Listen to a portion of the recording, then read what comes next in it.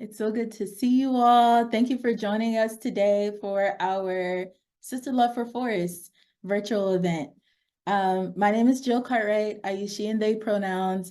And I'm very proud to have supported Dogwood Alliance and the rest of the team in developing this initiative while serving as a program officer with the High Fund for Climate and Gender Justice.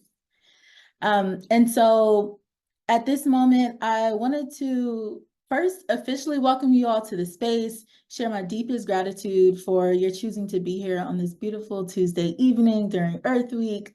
And at this time, I want to invite Reverend Corinne Mack to come and offer a prayer to start us off. All hearts and minds at peace and stayed on God and the people of God. Father God, we thank you. We love you. We exalt and magnify you, oh God. We thank you for the opportunity once more to be in your presence and to come together as one, oh God. Thank you. Thank you for each and every person that is here, those who will be coming on, God, and those who wanted to be here but just simply couldn't make it. We thank you. Oh God, as we begin to converse today and talk about the greatness of this earth, we're reminded that you are God and that everything on earth was created by you. Even in Genesis 2:15, in the Garden of Eden, you gave us responsibility, oh God, to do what is right and pleasing in your sight. And that is to be good stewards of the land, oh God. And so we thank you. We thank you for every creation, for the trees, for the water, for the birds, for the fish in the sea. We thank you for each other, oh God. We thank you for keeping us in all your ways. Now, God, as we go forth in this conversation, give us a new unction to be a blessing to the earth and be good stewards of the earth, oh God. Give us more ideas, more concepts, oh God, and a newfound passion for keeping the earth, the environment, and ensuring that the people on the earth are also safe and protected, oh God. We know that as we ask these things, it's already done. Once again, God, thank you. We pray these things in the matchless name of Jesus the Christ. Amen and amen.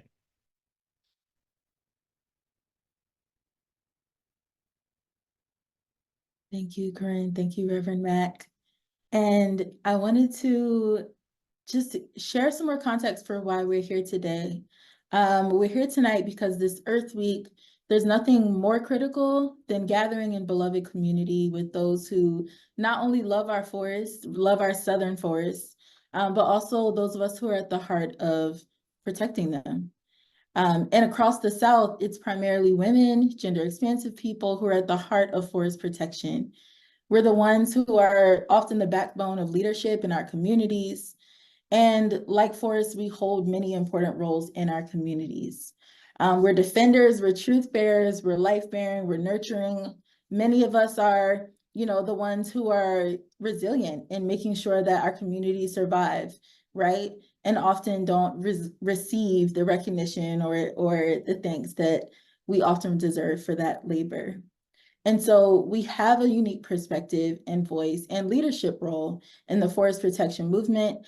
And like old growth forests, we have weathered some and survived some of the most intense storms. And in this moment, I want to invite everyone to just allow yourself to engage with the conversation today from the place of your own experience and really reflect on what it is meant for you to be someone who has loved forests, whether it be, wherever you live or whether you're based in the South, which is where where many of us are gathering from today.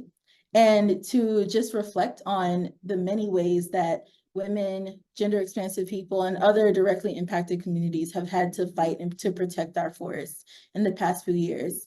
From the Waylining Forest and the Cop City movement to many of us who are fighting wood pellet plants, right, and attempting to decrease the logging that's happening in our communities and prevent the advancement of the ongoing global climate crisis. And so tonight, I want to just offer that we continue to hold that in our hearts, that we continue to allow ourselves to feel whatever it is that you need to feel, whatever comes up as we're discussing not just these movements and these struggles that we're in, but also the joy that comes from this work and the love that fuels this work as well. Just to offer some housekeeping, we do have a tight agenda today, but we're going to move through it. We want to share a few forms of expression with you all today. We have a few of Dr. Florence's students from South Carolina State University who are going to share some words with us.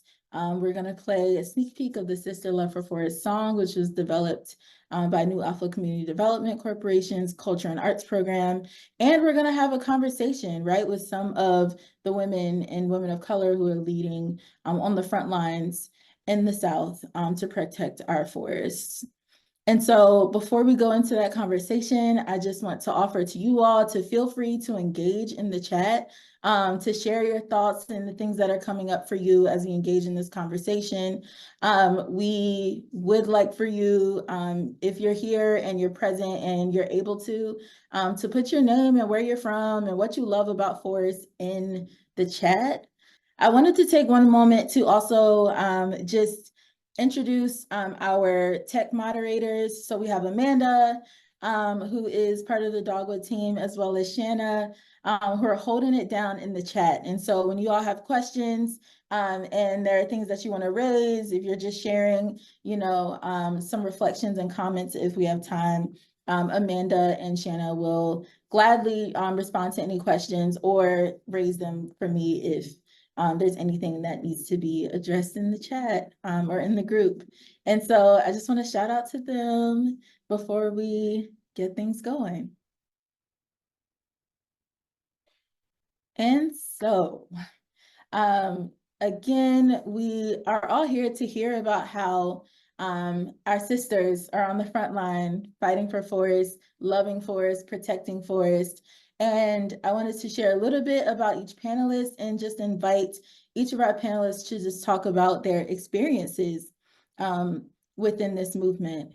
I want to start with Dr. Florence Onoru, who's a plant physiologist, ecologist, environmental scientist, professor, a research scientist, many, many more things at the South Carolina State University. And Dr. Florence, I want to ask you first, what is it that you love about forests? And could you share a little bit more with us about yourself and your experience with protecting forests? Thank you, Jill, for the introduction. And thank you, everyone, for joining us.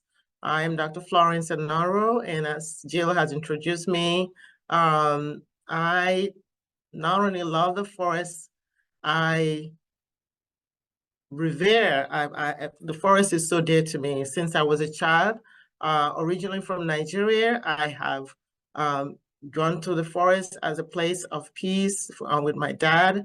But what can you talk about the forest? The forest is everything to us, from keeping us alive. For my students, the very first day of class, just to let them know the importance of forests to us, I just tell them to hold their breath for as long as they can. And a lot of times, just a few seconds of holding their breath, they let it go. And so that alone inspires them. It amazes them that they've never thought about that. So forest not only gives us our life-giving, the air that we breathe, but the forest does more. It gives us the food that we eat, but the forest is also in the middle of protecting us from our weather to our water that we drink. And so the forest does all of that. What we call ecosystem functions for the forest, it's so many of them that we cannot even list them given the time that we have. But it's a place that you also go when you want peace. It's a place that you go to find yourself when you are just worried or tired. So many good things from the forest. Climate protection, as I mentioned, food, And then everything around us, our buildings, our clothing, they come, and medicines, there's so many things that we get from our forests. And I'm so glad that we have this opportunity to share that with everyone. And thank you. Thank you, Dr. Florence. We appreciate you for sharing that love and also for sharing a little bit about your work. And I'm excited for everyone to hear more. Next I want to introduce Loretta Slater, who is the Executive Director of the Whitney M. Slater Foundation. And Loretta, I'm going to ask you the same thing. What do you love about forests? And could you tell us a little bit more about the work that you are currently doing and have done to protect forests?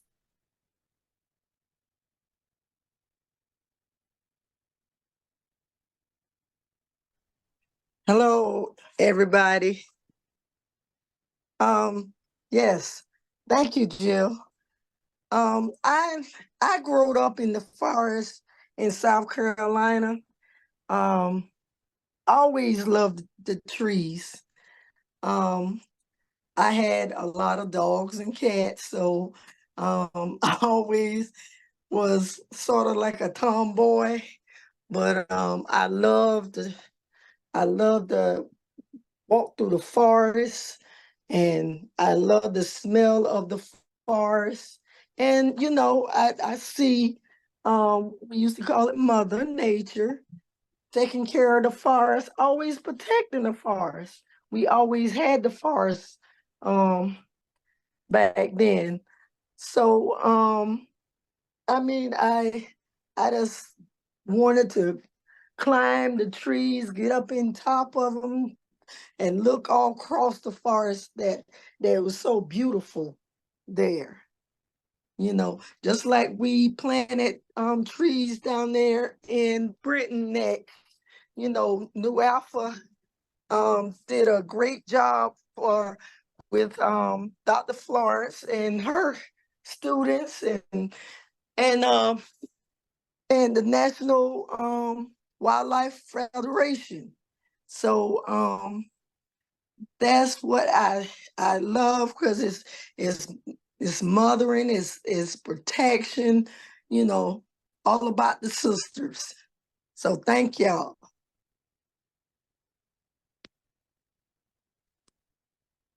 Thank you, Loretta. And we definitely want to hear more about the work that Whitney M. Slater Foundation has been leading alongside New Alpha Community Development Corporation in just a bit. But before that, I also want to welcome Varys Woodbury, who had to call in with us tonight, but we're just glad to have you here to talk about your work with the New Alpha Community Development Corporation and also your love for forests.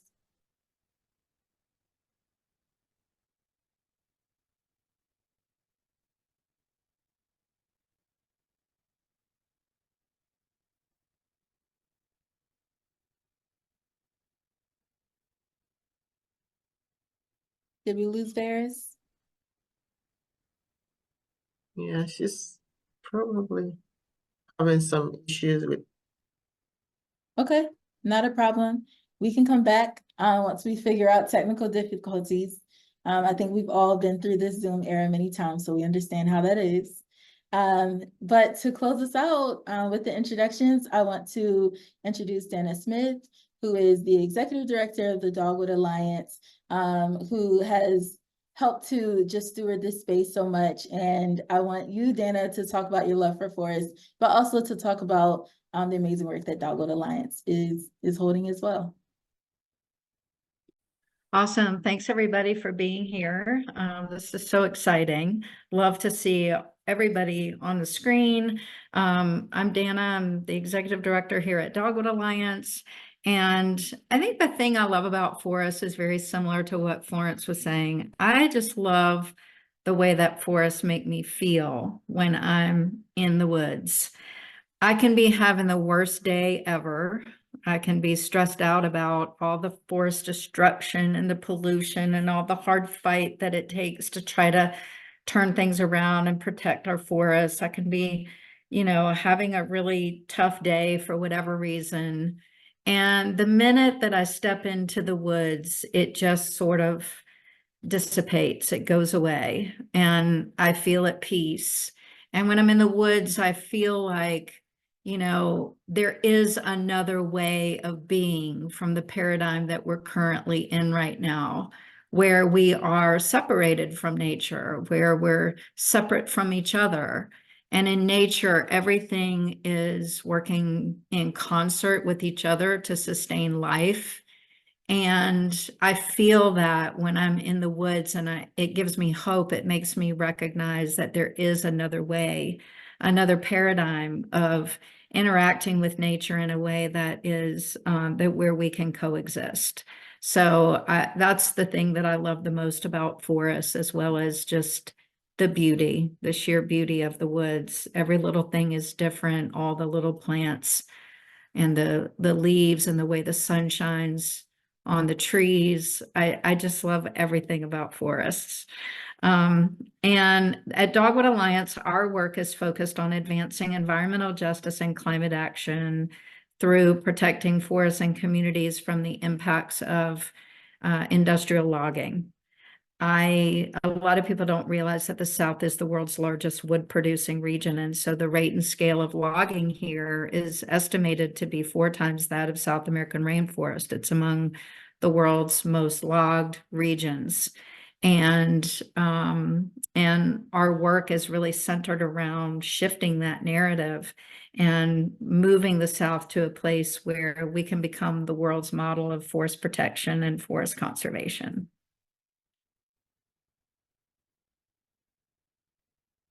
Thank you, Dana. I want to take a second to first check and see that Varys hasn't been able to join us. Varys, are you able to hop on right now?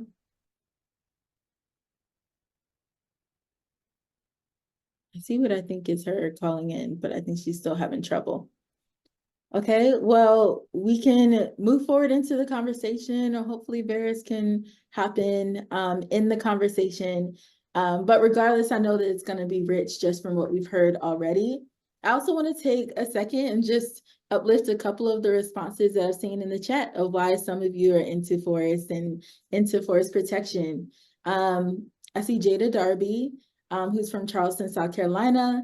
And Jada says, my love of the forest stems from growing in a small town on a farm. I loved walking into the woods as well as helping my grandma in her garden. And that just resonates with me so much. I'm also from a small rural town, and my grandma grew everything.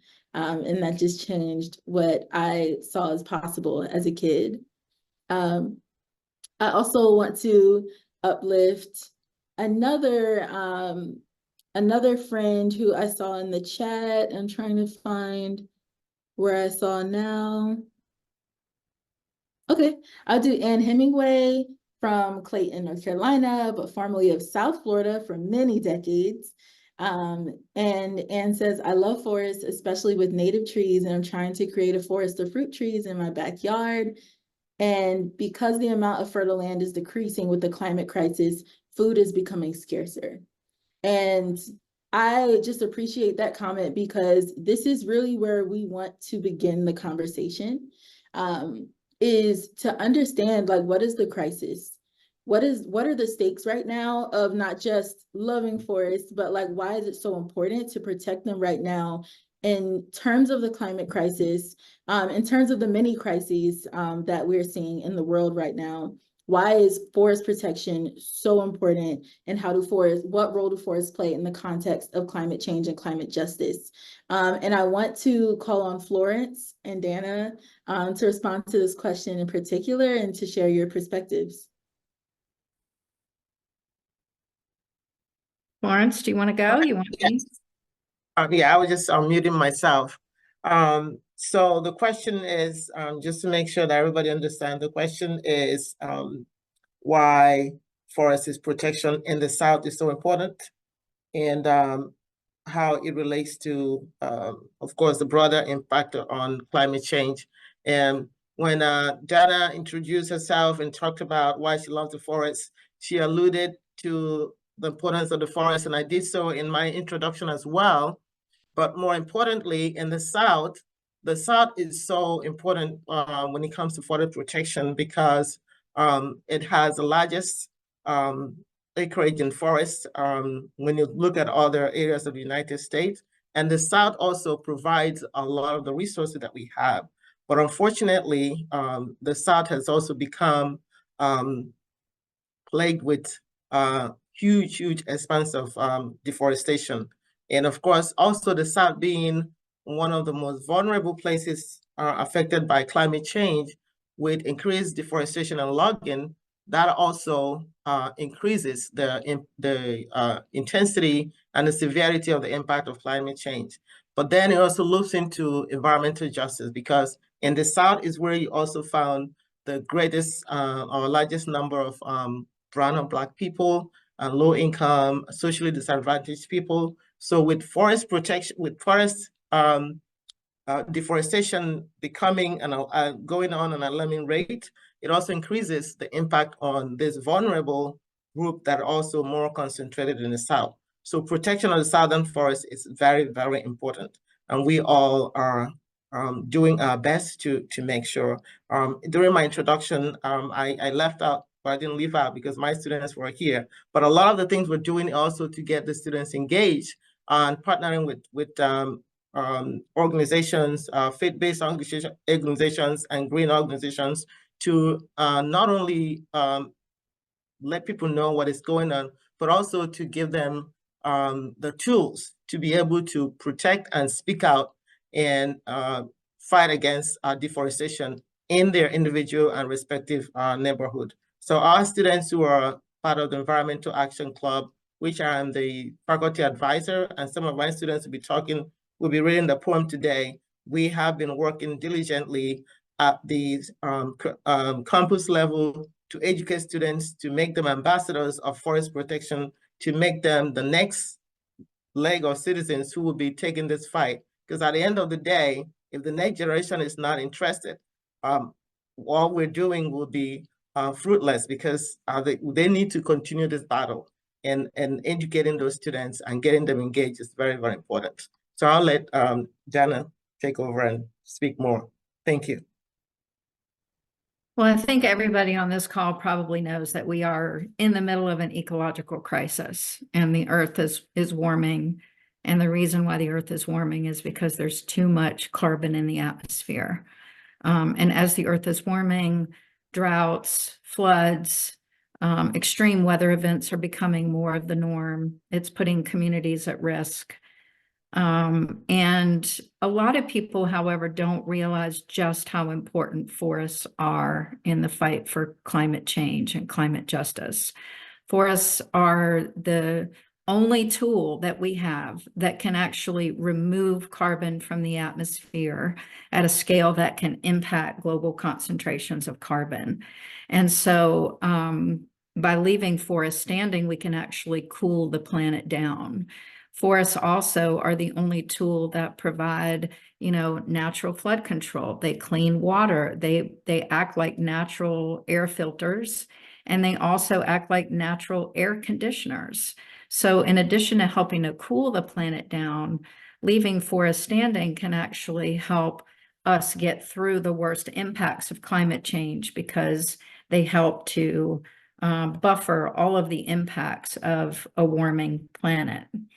And so forest protection is just so critical. And while the world is rightfully focused on driving down fossil fuels, we have to put forest protection on par with strategies to get off of fossil fuels in terms of priorities, if we're going to actually solve the climate crisis and get through the worst impacts.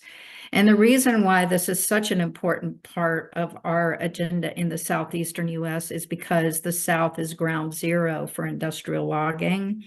It's ground zero for this false climate solution of burning trees as a replacement to fossil fuels to generate electricity.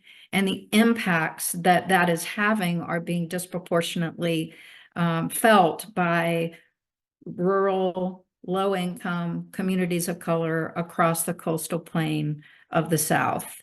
So the issues around forest in particular in the southeastern US are a major environmental justice crisis that we're facing. And forests can be such a big part of, by protecting the forest, we can not only slow climate change, help communities become more resilient through a changing climate, but we can also just create healthier, more stable and happier communities.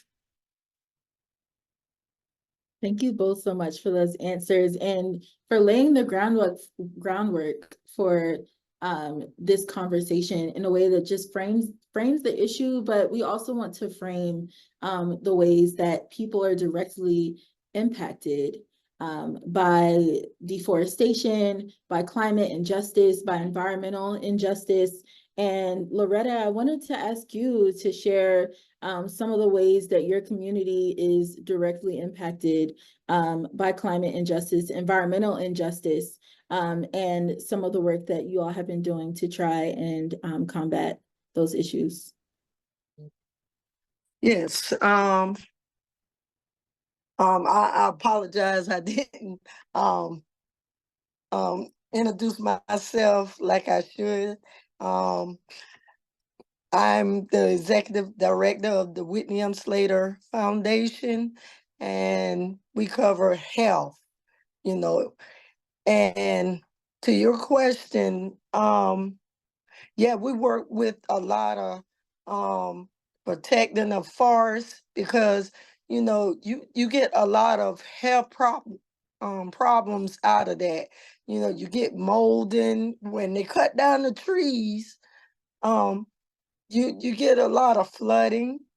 You know, our trees is our oxygen. So think about that. You know, if you cut down the trees, that's less oxygen that protects us. It's just like it's like one of your children. If you lose one of your children, you know, I mean, then it's more health problems. Asthma, you will have flooding that cause a lot of with senior citizens that have problems in the house. They can't clean their house up. And then on other things, when they cut down the trees, you know, it does don't look right. It's just taking away the beauty of the forest. It's taking away that mother love for forest in the trees. That's why New Alpha and Whitney M. Slater, we go out with Dogwood and we, you know, try to help people, educate people about forests, the need of forests, the need of the trees that we need, and try to educate people on, you know, don't cut the trees down. You don't let these industries come in and just take away our protection of the forest. You know, the trees take care of us. And I just, you know, like I said before, with the trees, I mean, just like Dana was talking about with the trees, you know, going in the forest, you just get sometimes you can't explain how forest does make you feel. It's a peace, you know. Sometimes you just gotta get away from the city and all the things and the trees that's blowing and it's almost like it's speaking to you, you know, to protect us from, you know, the bad people that want to get rid of them. So but that's some of the stuff we do, you know, protecting the forest. We also plant trees. We also, Florence, South Carolina is a tree city. So we give them trees to plant get the city on board, the education to more trees. If they have to take a tree, they got to plant a tree. And as simple as that. So that's my answer. Yes, ma'am. And y'all have been doing so many awesome policy wins that y'all have been able to get in Florence, South Carolina, from not just planting trees, but to getting EV infrastructure in place in Florence, and also building the hydro energy to be able to make water bottles in a community that has struggled with access to water. To be able to, I think y'all call it water from the heavens. Loretta, is that what y'all call it? The water bottling or the bottled water operation that you have? I'm gonna say yes. But Yes. yeah, the work that you all have. Oh, Varys.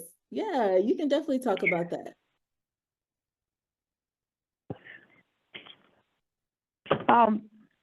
Thank you. Hi, everyone. My name is Varys Woodbury. I am the program manager at New Alpha Community Development Corporation. And I want to just say that what I love about the forest, I love the fresh air and the peaceful surrounding that you feel when you're out in the forest. It's a place where I can relax and meditate. And yes, you're right about the heavenly water that we have. There's no other water tastes like the heavenly water. And can you say a little bit more, Varys, about the process for producing and bottling the heavenly water that y'all are able to provide for your community? It's the air. It comes from the air, and it goes down into those the panel, and then it when it produces the water, they have this pipe that runs into the church, and we have a water fountain there where it comes out. Yeah, so we're really excited about the work that y'all are doing there. Thank you, Varys. And I wanted to read another comment that we got in the chat from Sally Roberts, saying that forests are so important to biodiversity of flora and fauna. In the 1920s and 30s, many of the forests in the state of West Virginia were almost totally timbered. The result was a period of soil loss and flooding that devastated the state. Our forests were replanted by our garden clubs, the Boy Scouts, and the CCC, and now have returned to make West Virginia almost heaven. However, now the forests are being logged once again and clear-cut in a way that will make it nearly impossible for the biodiversity to return. And something that I heard in your comment, Sally, is about these cycles of violence and cycles of destruction that are not only destroying the forests themselves, destroying ecosystems and biodiversity, but also impacting the communities that are adjacent to these forests that depend on this land. And as someone who is based in Atlanta, the city in the woods, right? Atlanta has been home to the largest urban forest in the nation for as long as I can remember. And we're fighting now the destruction of what's called one of the four lungs of Atlanta in order to build a police militarization center. And the community, there were over 17 hours of public comments at a time of people in Atlanta, and people from all walks of life. I'm talking firefighters, I'm talking teachers, nurses, people of color, wealthy folks, poor folks, who are saying that they do not want this forest to be destroyed, that this community near the forest is already overburdened, and the history of that forest from being, from the violent transfer from the Muskogee Creek Nation and the occupation of the forest, to the forest being sold to the city of Atlanta in the 1900s to become an old Atlanta prison farm or a plantation, by other words. And then in the 1990s, right, to becoming a site of essentially mass graves. for people of color, Black people who had worked that prison farm, right? This forest has seen so many eras of destruction and violence and trauma, and the community feels that, right? And now we're fighting again to stop that cycle. And so this cycle is part of an extractive system, a system that doesn't value life-giving forests. It doesn't value the things that give us life and that allow for our communities to be well. And that system is based off of industry and the interests of corporations, right? It's an extractive model. And I'm curious, Dana, if you can talk a little bit about how we get past this extractive model of not just, logging, not just of deforestation, but extractive models of forestry to something more community and nature centric. Yeah, thanks, Jill. Well, I think, we're all fighting up against this extractive economy, and in the rural South where wood is the commodity that's being extracted, oftentimes industry points to the fact that, they create so many jobs. The reality is when you look in these communities, where the logging is concentrated, there's some of the highest poverty rates in the country. So there's really no evidence that the extractive model of economic development is working for rural communities. That's the first thing to really acknowledge. And I really feel like right now we're in this place where every policy, the culture of industrial extraction is institutionalized. Right? It's in our governments from the local level all the way to the federal level. And so part of what we have to do is to really change the culture. And that's where I think that women play such a unique role in our communities of, imparting our wisdom of nurturing life on this planet and being the advocates, because in the current paradigm, the dominant gender of those who are destroying the forest are males, and women have a unique perspective and a role to play in helping to bring balance to this equation of really centering life in our culture and respect for life in our communities. And that will translate to greater policy change over time, right? Because we've all heard the saying that culture will eat policy for lunch. You can have a policy change, but if you don't have the culture of the people supporting that policy change to keep our forests standing, then the policy will be full of loopholes and all kinds of ways that industry can get around, continuing the status quo. So we have to shift the culture. And I think that's where women play such a central role in these rural communities across the South. And just we as a voice in this more dominated male space to be able to stand up for life. The other thing I think that is really important, and we've been doing a lot of work with this with the community, with New Alpha, with the PD Indian tribe, is when communities actually have sovereignty over forests, it's proven around the world that forests tend to be more intact and healthier. And so we need to get more land back in the hands of communities, and Black and Indigenous communities in particular.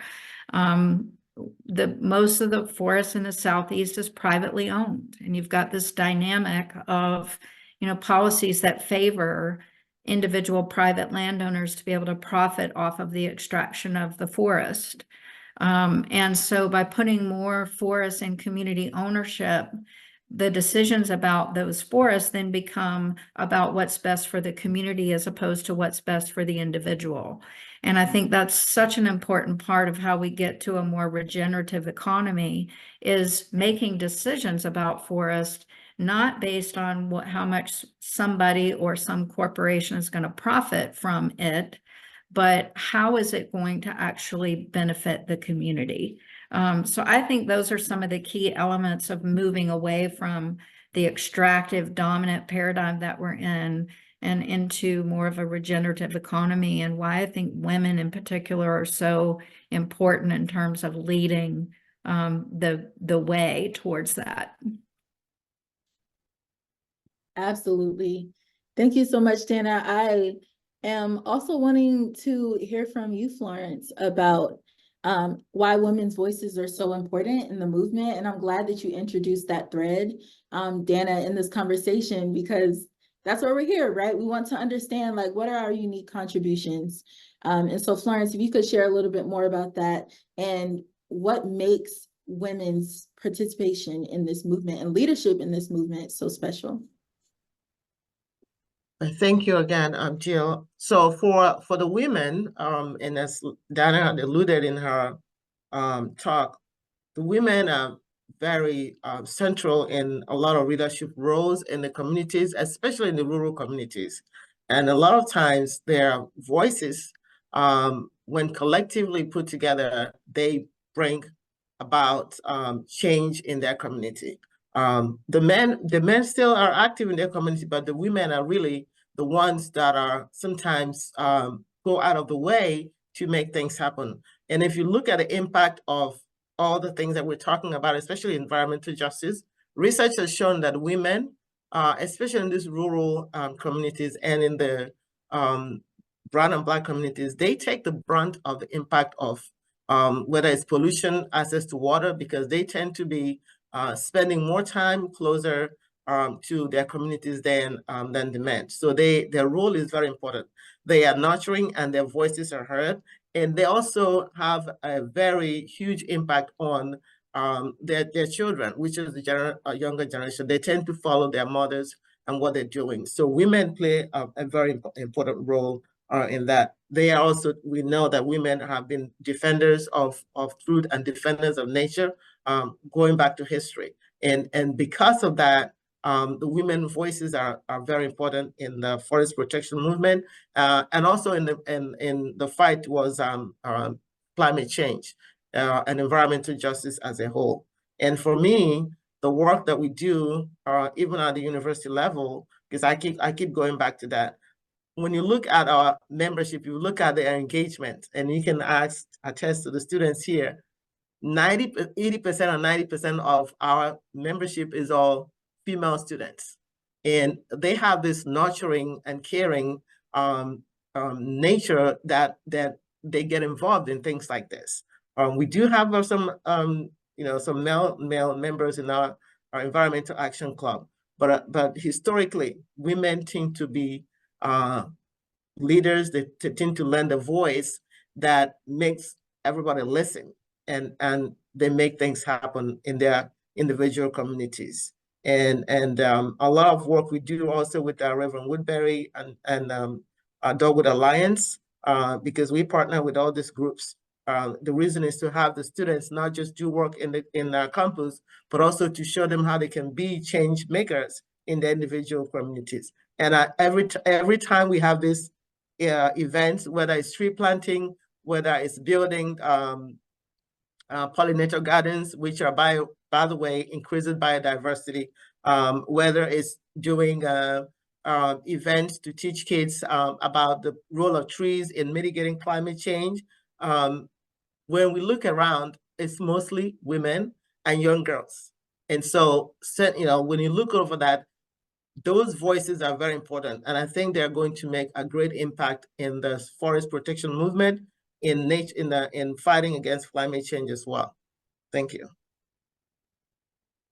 Absolutely, Florence. And if you could take, actually, in addition to what you've already shared, I'm also curious about your experience and perspective on why it's important to engage young people in this movement as well, because you work with students and you are cultivating the next generation of forest protectors and of movement leaders. So I'm curious about your perspective on that as well.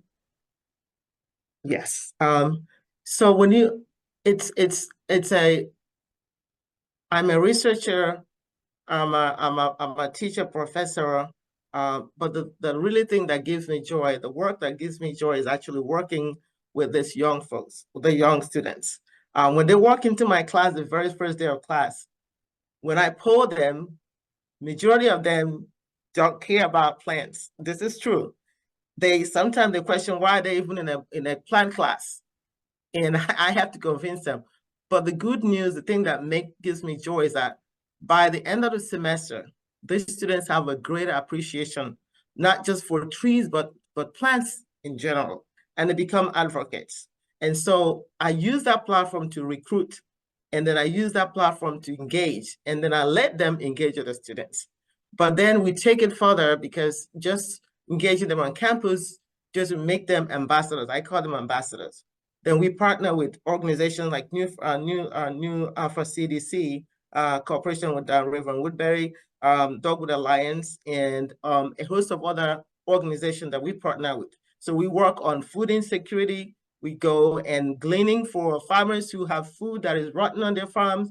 The students will go out and glean. We talk about the students who are in their elementary and middle school. We teach them about the importance of trees, because at that early age, if you get them engaged, they become ambassadors. They become advocates for the environment, for forest protection and environmental stewardship. And that's where it makes me look at the students at our next generation of ambassadors for protecting the environment and fighting climate change.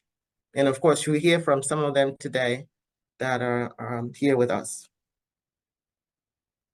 Yes, I'm really excited to hear from the students, and thank you so much for your work, Dr. Florence, to bring them here. Loretta, I also know that you do work with young people. I'm curious about your perspective on how they contribute to the movement as well.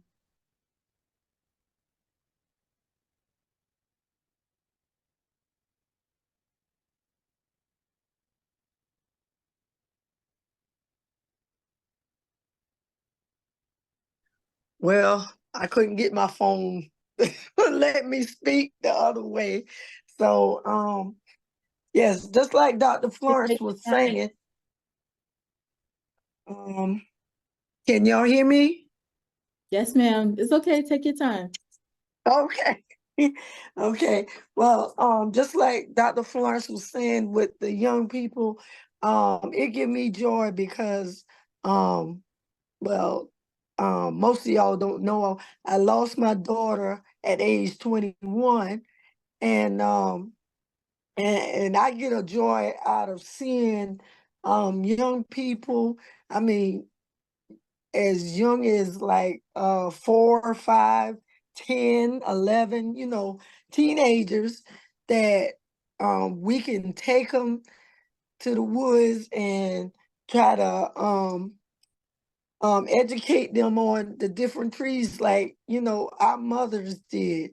And the seniors before us, and they would tell you, yeah, this is poison ivory. This is we used to call it Hohan tea, and it growed right there on the trees, on the bottom, on the one side of the tree. So you educate them and see their little eyes sparkle when they know the difference of the trees. They can walk up to it and they can tell you what that is, or tell you what kind of tree, what. I was in the Girl Scouts, so we find out at an early age, about the north side. If you get lost in the woods, you will find out the north is always the wet side of the tree. Different things that they can learn about the tree. That's why with the women voice is they always grow up to be protective of their nature. They always have that voice, just like Dana was saying, have that voice that when we speak out and we speak out together about trees, no one can stop us. We have that nature, that nurturing of protecting our own, and trees are, and the forests are our own.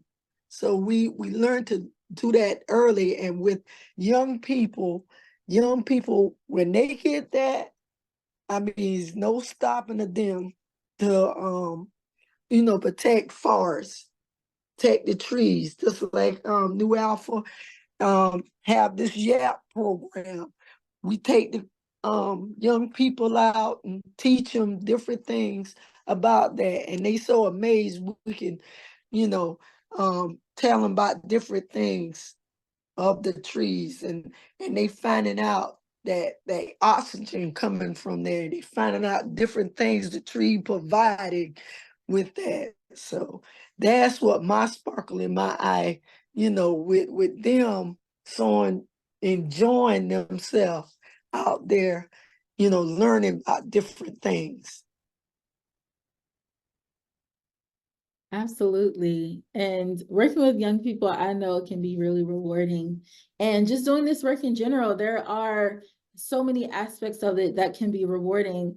And there are aspects of it that can be really challenging. And we don't always talk about those challenges and what it takes to overcome them, especially as people who are, experiencing some challenges based on gender.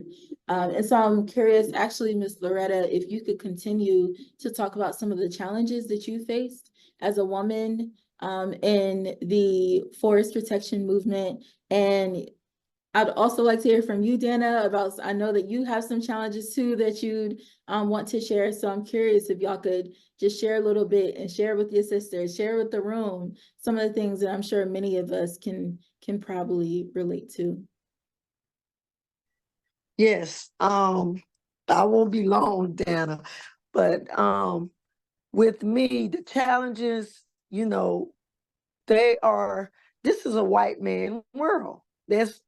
Plain simple. A woman, she going to make sure that her voice, when she have a voice heard, is the men's cannot, special women of color, they come together and stand together, and they want to protect the trees. We can be out there in the woods with the trees and just feel that nature. Sometimes you just can't put words to it. That a woman voice, there's no stopping to a woman voice to protect. That's the nature of it.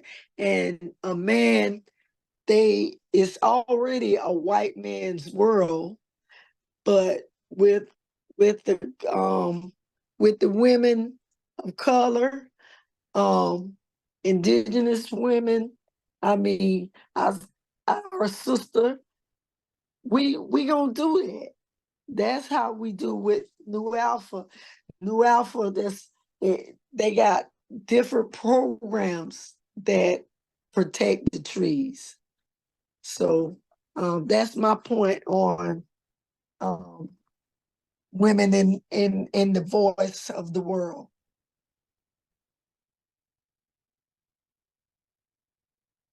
How about you, Dana? Yeah, just to add on, Loretta, especially in the space of forests, it's definitely still very much a white man's world. It's the forest industry itself is dominated by white males. Land ownership, as we've already talked about, most of the land in the South is owned privately. Most of that is still owned by white people, and most of that is still owned by men. So in the space of forest protection, if you're not a landowner or you don't work for the industry, it's really hard to get your voice heard. And I've seen this throughout my career. Even though I have a law degree, even though I have been doing this work for 30 years, it still is very much a dominated space with men voices and policies that protect those in the industry and those who are landowners, essentially. I've had also experiences where, I'll just give one example where, I was doing a tour on the ground of an impacted community and forest in eastern North Carolina with a national news report. A scientist had come along from a major Ivy League university. And throughout, we're talking over me. They were treating me as if I were the tour guide and not the expert that I am in the space. And I remember just leaving that, like just feeling like crying, hearing that I actually know what I'm talking about when it comes to, you know, what's happening to the forest, the impacts that it's having, what needs to be done about it. And it just felt very isolating in that moment. And I know that I'm not alone. I've also had instances where I'll say something and, you know, it kind of falls on, you know, like people don't hear it. But when a white male says it, or a man says it, all of a sudden somebody repeats it back as if it was the first time it had been said. You know, so I've had lots of experiences where some of the ideas that I have even been taken credit for, have been taken credit by, you know, by males. And it's not unique to me. I know that that's a shared experience among a lot of women who are leading at this moment in the space, not just of forest protection, but in lots of spaces. But it definitely continues to be a challenge for sure. But the bright side of the story is that I think now more than ever, women's voices are starting to be heard, and particularly women of color. And to me, that is where the magic is really going to happen, because those who have been most directly harmed by the forest destruction, by the pollution that goes along with, you know, turning forests into wood products, or in the case somebody said earlier about, you know, pipelines going through, you know, forests and destroying the forest, people who are on the front lines of whatever that fossil fuel, that gas that's being burned, you know, folks who are on the front lines, those are people of color in low-income areas predominantly. And women are disproportionately being affected by that for all the reasons that we talked about earlier. And so to be in this moment in time right now, where women's matter so much in a lot of the spaces that we're in, is really exciting and encouraging to me. It gives me hope and faith for the future. Thank you so much, Dana, and thank you, Loretta, as well. I'm also hopeful. I know that things aren't always going the way that we would want them to, but knowing that there are women and other gender expansive people like myself who are out here, who are fighting, who are continuing to stay in the movement, in the struggle, and in community, hopefully gives many of us on this call something to look forward to, something to believe in. And so in that vein, I just wanted to close the discussion by giving each of our panelists an opportunity to share some of the campaigns or initiatives that are happening right now that either you're leading yourself or that people should just know about. And I ask that you keep it to 1 minute so that we can get everyone's key points in, but opening the floor for each of you to share campaigns and initiatives and organizations that you want to uplift in this moment and that our audience should know about. And I also want to take this moment to share that I think Patricia Parr from the PD Indian Tribe has joined us here too. So Patricia, you're also welcome to share in on this question and respond, because I know y'all are doing great work too. So yeah, how about we start with you, Florence, and then we can go down the line. Yes. So there's a lot of ways you can get involved. As you've listened today, all of the speakers here were kind of connected in one way or the other. That's because we collaborate on projects that are geared towards forest protection, geared towards health disparity when it comes to the impact of logging, the impact of forest deforestation on health. So for me, the way to get involved is to check what is going on the individual websites and Instagram pages that will be shared here today. Currently, we're working with Reverend Woodbury on the forest, food forest production where you have food growing in forests and protecting the land at the same time. And we're also educating the community members on how to grow things. And our students are all involved in that. We have an Instagram page for our students, also sharing some of the things we're doing on the student at the campus level, because that also impacts their individual communities. So that's the way you can get involved. And be involved in your community. If you see forest logging, forest clearing, speak out. Thank you. Thank you, Florence. Loretta, do you want to hop in?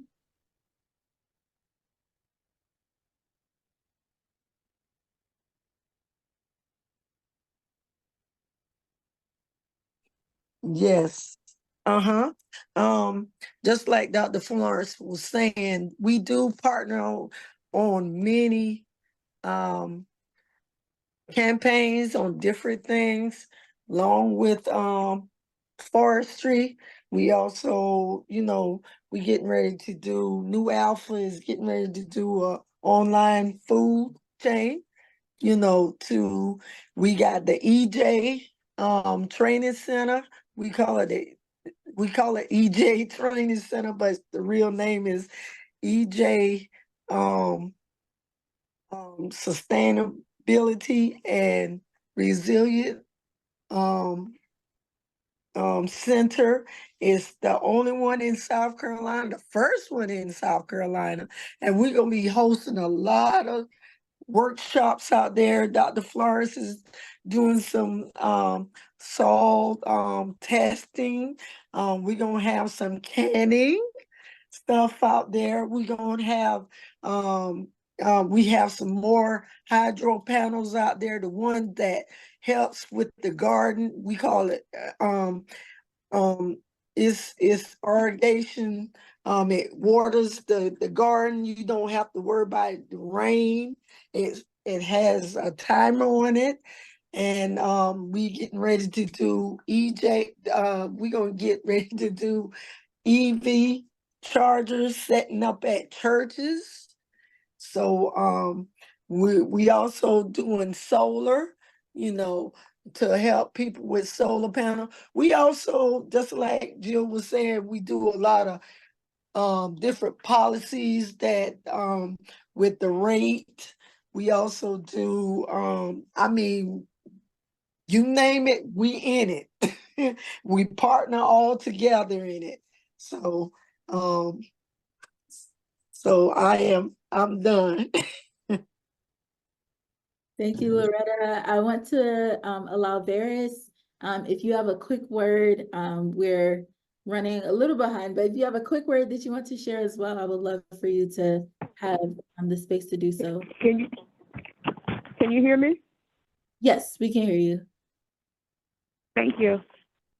I just want to add, Loretta covered most of the things that we're doing, but I also want to add that at the training center, we're trying to teach the people about mitigation and climate change also.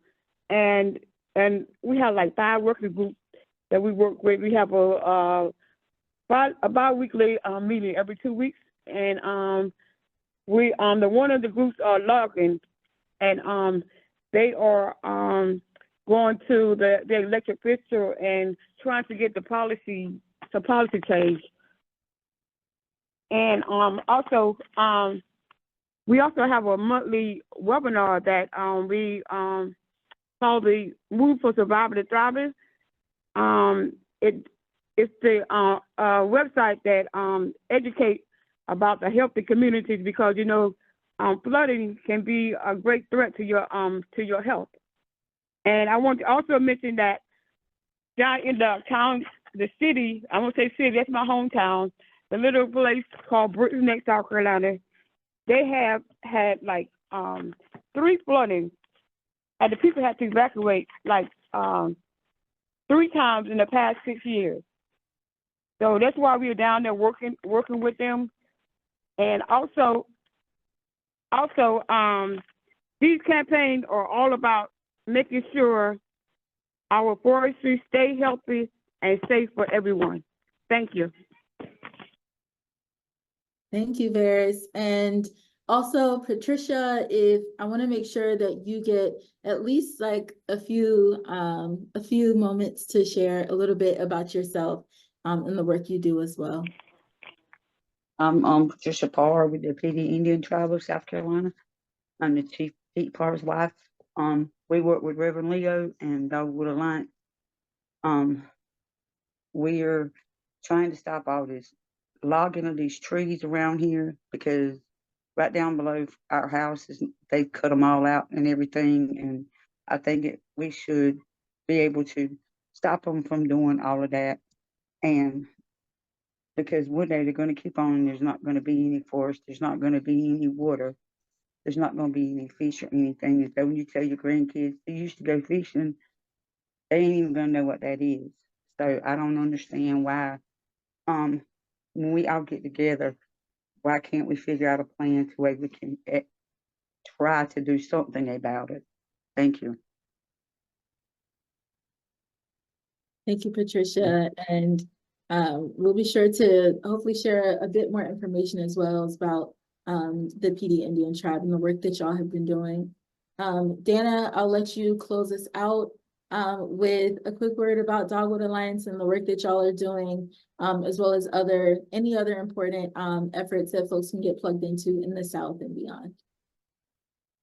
Sure. So at Dogwood Alliance, we're focusing primarily on one is stopping the expansion of the biomass industry and mitigating the impacts that the industry is having right now. And so there's an effort underway right now to try to stop Drax and Enviva, who are the two biggest players in the market, from expanding further in the South. There's a real opportunity to stop them from getting subsidies by the federal government. If we can do that, we can really put a damper in their plans for expansion. They've currently got plans to expand into Mississippi and Alabama and Louisiana. So we are working really hard with local communities across the region to, to stop that expansion and to bring more scrutiny to the industry by the federal government and state governments. We're also at that level really working to build power at the state level. So in North Carolina, Georgia, South Carolina, and Mississippi, we're working to really build the type of political power that we need to be able to affect policy change for the long term to protect forests. And then the other area that we're really focused on, we talked a little bit about before, which is the protection side at the community level and community-led forest protection, working with the PD Indian Tribe and New Alpha Community Development Corporation to develop these model community forests that can demonstrate that when communities have ownership and can make decisions about the forest, that they will do things that are in the best interest of the community versus, tearing it down. And also working with them to help think about how to seed a new engine of economic development in the rural communities that's tied to forest protection. So things like outdoor recreation, which create way more jobs in the forest industry, provides way more to the tax base, and just overall is better for the economy of local communities than industrial logging. So we're working really hard at the local level on letting communities lead in demonstrating how to protect forests through putting more land back in the hands of Indigenous and Black communities. So that's a big focus of our work. And we're hopeful that all of that work together by, fighting off the biomass industry, building the political power, showing the alternatives, will together combine to create that cultural shift that we were talking about earlier that can move us away from the industrial extractive model to something that is more community and nature centric. So that's the work that we're doing. And I would just say all across the world, there's a campaign to stop biomass, and we're very much a part of that global effort as well, because the South is ground zero for the production of wood pellets and wood as fuel. And across the country, organizations are now starting to organize around stopping the biomass industry from, destroying forests across the country as the industry is starting to expand out in the Pacific Northwest and other parts of the country. And then obviously we want to be in solidarity with the folks in Cop City who've been trying to stop, the destruction of a forest to put a police training center. We've been in solidarity on that issue. And we've been in solidarity with folks who have been fighting pipelines as well. The pipelines are having impacts on forests. We hear that from those who are on the front lines of those battles as well. And so people should be, looking out for those opportunities as well to plug into the movement as an opportunity to help protect our southern forests. Absolutely. Thank you so much, Dana. And thank you to our entire panel for all of the wisdom and brilliance and love that y'all brought to this panel today. We wanted this to be a space where people can speak from the soul, speak from the heart about what can be really heavy issues that impact our lives and our communities and our forests. And I think you all did just that. And I know that many of you in the audience probably have questions or comments or follow-up suggestions and feedback that you want to share. And so I want to first invite you to share those comments and questions in the chat. We have 3 prompts if you are not sure, what it is that we might want to hear from you. But we want to know, 1, what are the questions you have for the panelists? Secondly, we also want to know what you need to become more involved in the forest protection movement. And it can be anything, right? We just want to understand how we can be supportive to you becoming a part of this movement and what those barriers might look like for women, particularly engaging in forest protection that need to be addressed. And then the last thing was just what kinds of programming that you all might want to see in the future from Sister Love for Forests. And so our tech team has put those prompts in the chat. I invite you all to share in the chat about some of the thoughts and ideas that you have in response to those prompts or otherwise. And in the meantime, I'm going to invite our students from South Carolina State University to come and bring us a poem, an expressive reading of a poem that I think you all will enjoy.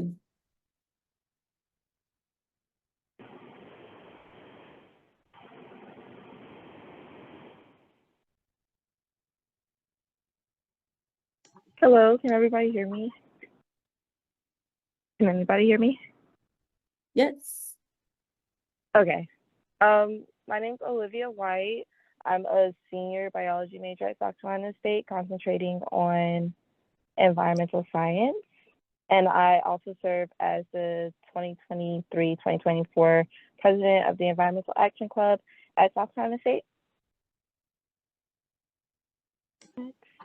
Hi, my name is Jada Darby. I'm currently a bio major at South Carolina State as well. I have a minor in chemistry. I am a certified community healthcare worker as well, and I'm just excited to be here. Good evening. My name is Kiara Williams. I'm also a senior biology major with a minor in chemistry at South Carolina State University. I would like to first thank the Sisters Love for Forests for hosting this virtual program and allowing me to be a part of this learning event. As we all know, deforestation is a growing problem and a major contributor to climate change. So the goal of EAC is to promote campus and community awareness of environmental justice, environmental protection, conservation, and we also aim to spread information on the effects of climate change and pollution.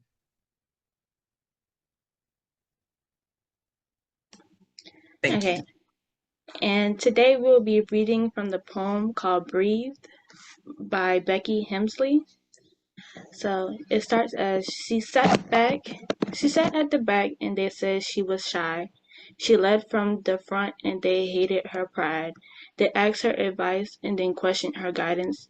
They branded her loud, then they were shocked by her silence. When she shared no ambition, they said it was sad. So she told them her dreams and they said she was mad. They told her they'd listen, then covered their ears and gave her a hug while they laughed at her fears. And she listened to all of it, thinking she should be the girl they told her to be best as she could. But one day she asked what's best for herself instead of trying to please everyone else. So she walked to the forest and stood with the trees. She heard the wind whisper and dance with the leaves. She spoke to the willow, the elm, and the pine, and she told them what she'd been told time after time. She told them she felt she was never enough. She was either too little or far, far too much. Too loud or too quiet, too fierce or too weak, too wise or too foolish, too bold or too meek. Then she found a small clearing surrounded by firs, and she stopped and she heard what the trees said to her.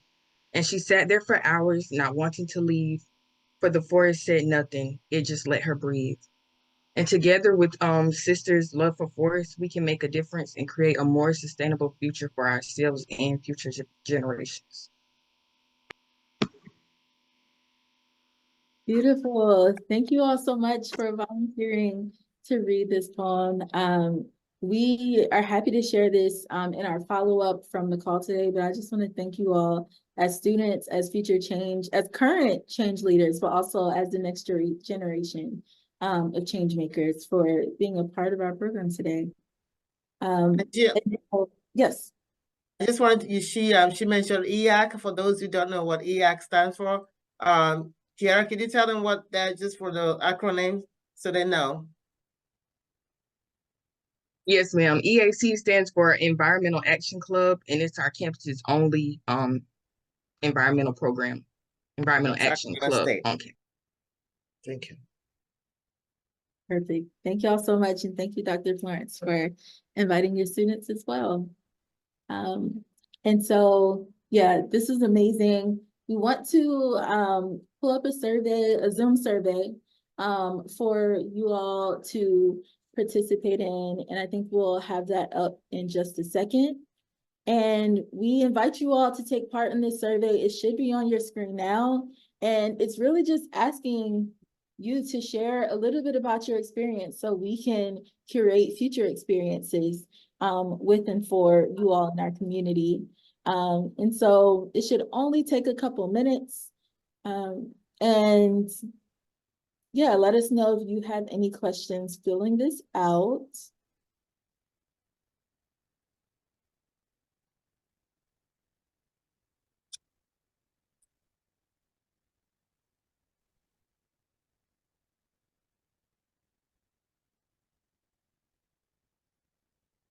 And I'll read, while y'all are filling that out, I'll read a couple. Oh, we had a question to the panel. If we have concerns about deforestation in our communities, how can we take action or speak out? And we'll be sharing links to where you can learn more, where you can take action in just a second. I believe we also are going to do some follow-up to folks who registered. So make sure that you your information and your registration is correct. Yeah, are there any other questions that folks have today or that you maybe didn't put in the chat? Or if anyone wants to come off of mute, one person really quickly to share a quick question or a comment that you have.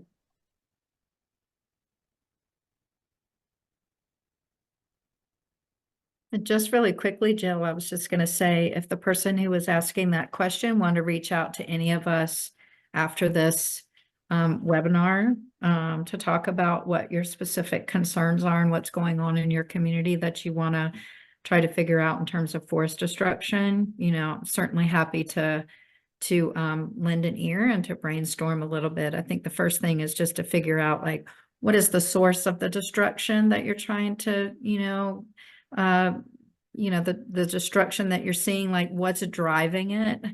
And then from there, you can figure out like what is the pathway and how you can speak out about it. But I think any one of us would be willing to field a call or an email about your specific situation if you want.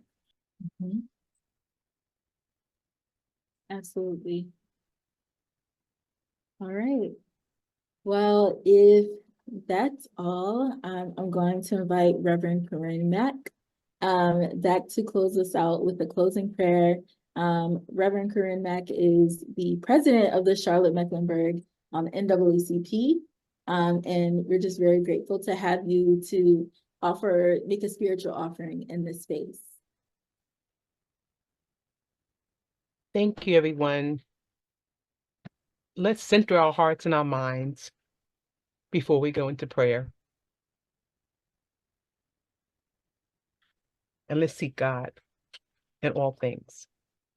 Father God, thank you. Thank you for the opportunity to bring us all together as one. And we thank you for your presence, oh God, for you said in your word, there were 2 or 3 come together, there you are in the midst. So thank you, Lord.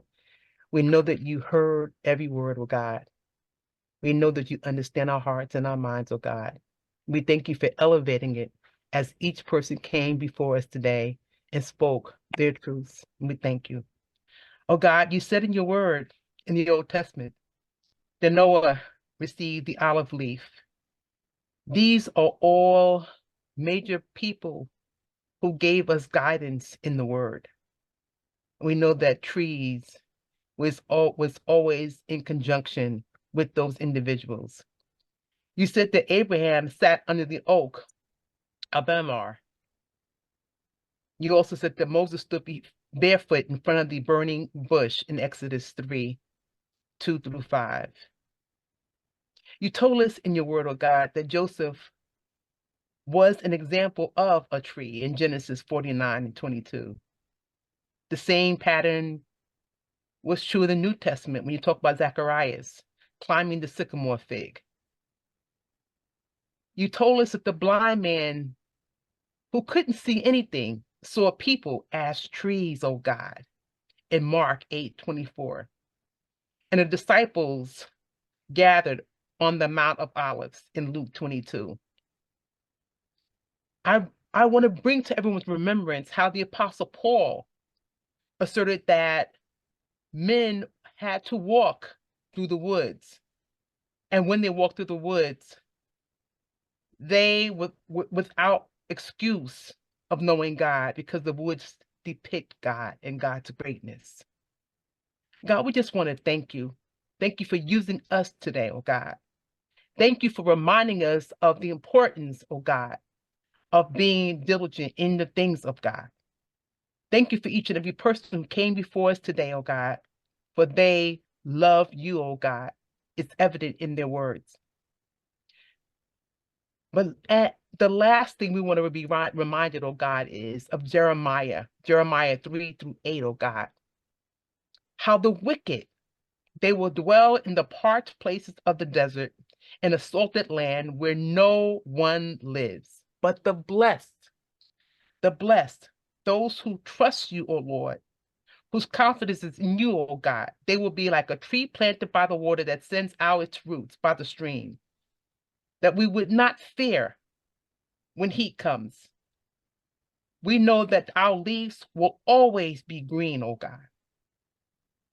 We also know that because of you, O God, because of your word, O God, that no worries is in the year of the drought, and that our fruit will always, our failures mean nothing, for our fruit will always bear fruit.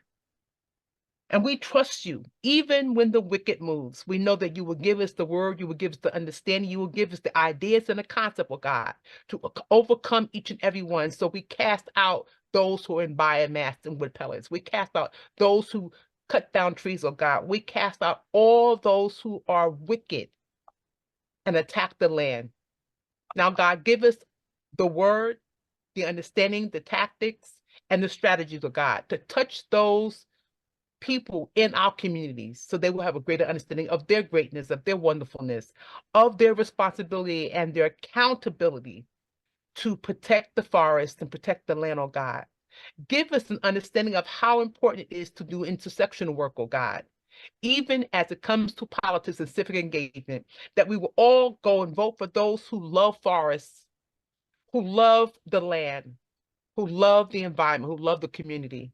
We know that this day we've come together as one, And we will continue to work as one to elevate not only the earth and the forest, but to elevate your people. And we thank you in advance for what you're about to do to us and through us. In Jesus' name we pray. Amen. Amen. Thank you, Reverend Mack. And so with that, it is 7 o'clock. We're at the hour. This is perfect timing to close our program. I want to thank everyone again, one more time, for taking time out to spend time with us tonight and be in community with each other and our love for Forest. I want to thank the Sister Love for Forest team for this beautiful program. I want to give a huge shout out to the Dogwood Alliance team and Amanda and Shanna who have held it down on tech and making sure that our backgrounds look beautiful. And I want to just say good night. We will be online for another 10 minutes or so. If anyone wants to stay after and share some comments, feedback, or questions. But otherwise, thank you all so much. Please remember to fill out the survey before you sign off, because your answers are really helpful for us and it allows us to shape our programming in the future. So thank you all, and we'll see you next time.